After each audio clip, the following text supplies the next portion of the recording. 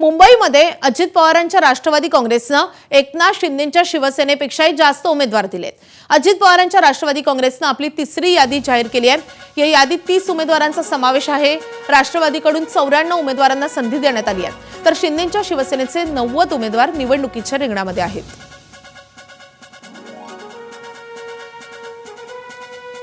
तर राष्ट्रवादी काँग्रेस स्वबळावर लढतीये, तर शिंदे आणि भाजप यांची युती आहे।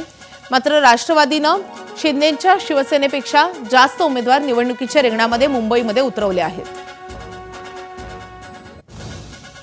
राष्ट्रवादीनं मुंबईमध्ये तब्बल 94 उमेदवार दिलेले आहेत। शिंदेंच्या शिवसेनेचे 90 उमेदवार आहेत, तर राष्ट्रवादीचे 94 उमेदवार आहेत। त्यामुळे राष्ट्रवादीनं शिंदेंच्या शिवसेनेपेक्षा जास्त उमेदवार रिंगणामध्ये उतरवल्यामुळे त्याची जास्त चर्चा रंगते आहे।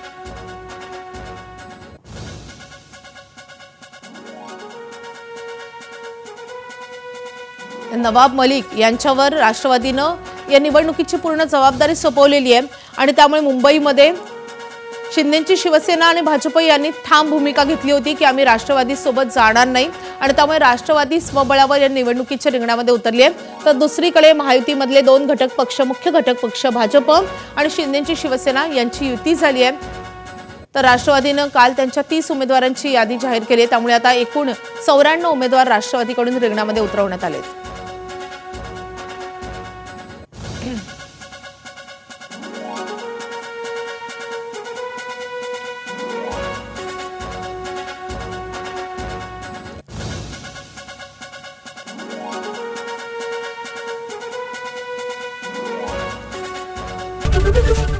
एबीपी माझा, उघडा डोळे बघा नीट।